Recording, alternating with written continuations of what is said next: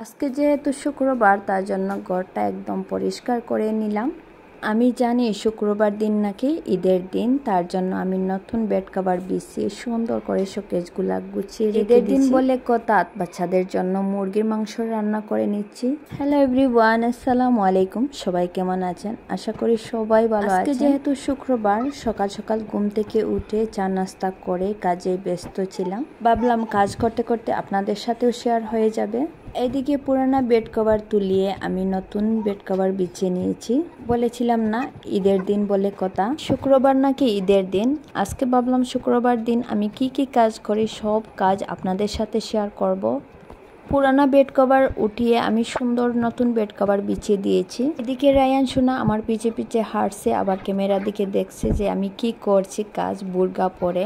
Ryan ভাবছে আমি কোথায় যাব, তার জন্য রেডি হয়ে নিয়েছি।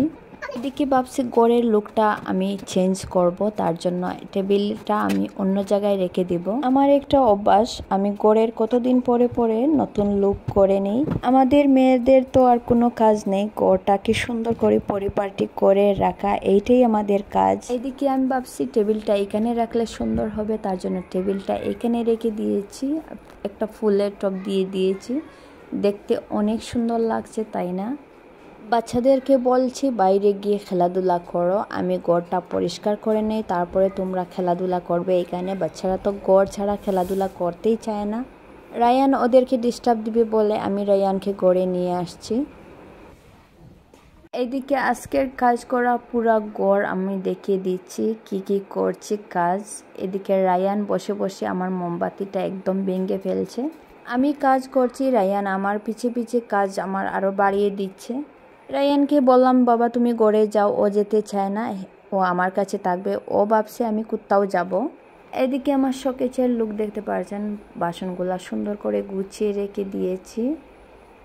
এদিকে নিচের তাকে কিছু জুয়েলারি রেখে দিয়েছি।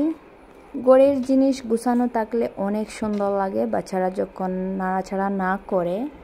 এইদিকে একটা ক্যামেরার সামনে আমার বড় ছেলের ফটো পড়ে গিয়েছে, কারণ বড় ছেলে যখন 6 মাসের ছিল তখন এর ফটো। শোকেসের মধ্যে একটু বাসন কম আছে, কারণ বের করে নিয়েছিলাম। নিচের তাকে বাচ্চাদের কিছু খেলনা রেখে দিয়েছি, ওরা বারবার খুলে। আবার আজকে যেহেতু শুক্রবার, বাচ্চাদের জন্য মুরগি রান্না করছি, বাচ্চারা খেতে পছন্দ করে।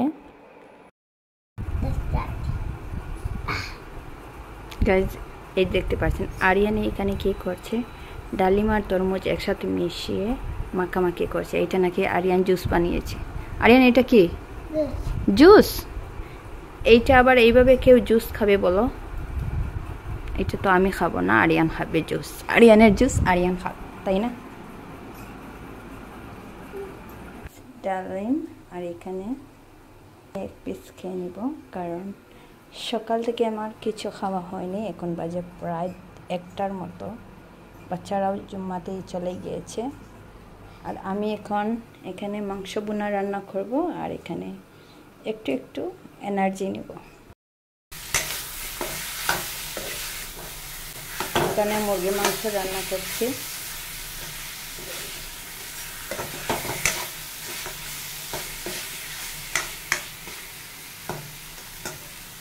আরিয়ান বলছে জুস বানাবে, আরিয়ানের কাছ থেকে একটু ডালিম নিয়ে আসলাম।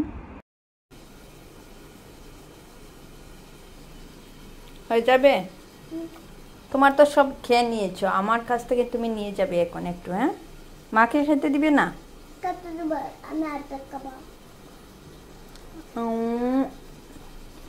ওকে। আরিয়ান আরিয়ান তুমি বেশি পাকনামি করছো বাবা। আমাকে 2টা খাইয়ে দিয়েছে আর ও সব নিয়ে নিয়েছে।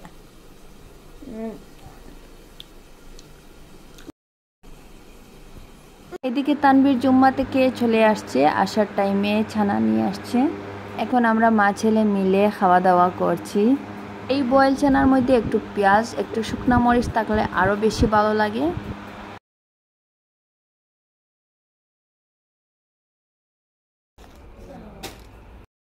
এইদিকে আমার রান্নাও হয়ে গেছে। এই যে সবজির কালার দেখতে পাচ্ছেন, অনেক সুন্দর চলে আসছে।